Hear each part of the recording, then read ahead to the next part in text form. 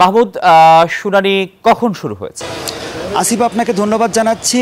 মোটামুটি ঘণ্টাখানেকেরও বেশি সময় ধরে কিন্তু এই 21শে আগস্ট গ্রেনেড হামলার আপিল শুনানি অনুষ্ঠিত হচ্ছে। প্রধান বিচারপতি সৈয়দ রিফাত আহমেদের নেতৃত্বাধীন যে 6 সদস্যের আপিল বেঞ্চ, একটি প্রাণবন্ত শুনানি বলা যায়, যেখানে রাষ্ট্রপক্ষ এবং আসামি পক্ষ দুই পক্ষই কিন্তু তাদের বক্তব্য উপস্থাপন করছেন এবং আদালতও তার যে জিজ্ঞাসাগুলো সেগুলো কিন্তু জানতে চাইছেন। বিশেষ করে এই 21শে আগস্ট গ্রেনেড হামলাটি যখন হয় তখন যে আরজেস গ্রেনেড ব্যবহার করা হয়, সেই গ্রেনেডগুলো কিভাবে বাংলাদেশে ঢুকলো, কারা এনেছিল, কারা গ্রেনেডগুলো ছুঁড়েছিল, এই পুরো বিষয়টি কিন্তু এই মামলার অভিযোগপত্রে উল্লেখ করা নেই। শুধুমাত্র আসামি মুফতি হান্নানের জবানবন্দির উপর ভিত্তি করেই কিন্তু এই মামলাটি পরিচালিত হয়েছে বলে আদালতকে জানাচ্ছেন আসামিপক্ষের আইনজীবীরা। তারা বলছেন যে মুফতি হান্নানকে মাসের পর মাস, প্রায় 150 দিন আটকে রেখে তাকে নির্মম নির্যাতন করে তৎকালীন সরকার তাকে বাধ্য করেছিল বিএনপির ভারপ্রাপ্ত চেয়ারম্যান তারেক রহমান সহ অন্য আসামিদের বিরুদ্ধে সাক্ষ্য দিতে। এবং তারা বলছেন যে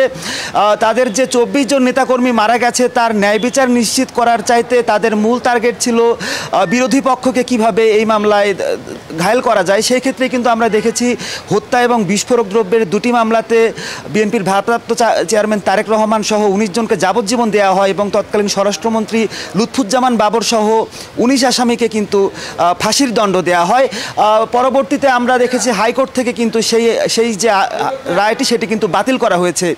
সেই পর্যবেক্ষণও কিন্তু হাইকোর্ট বলেছেন যে যথাযথ প্রক্রিয়ায় এই মামলাটি পরিচালিত হয়নি এবং এখানে বড় ধরনের ত্রুটি থাকার কারণেই তারা এই মামলাটি হচ্ছে যে আসামিদেরকে খালাস দিয়েছেন। তো আজকে দুই পক্ষকেই শুনছেন আপিল বিভাগ এবং এই শুনানি আরও কিছুক্ষণ চলবে বলে আমরা জানতে পেরেছি। শুনানির পরবর্তীতে কি হয় এবং পরবর্তী বিষয়গুলো কিন্তু আপনার মাধ্যমে পরবর্তীতে জানাতে পারবো।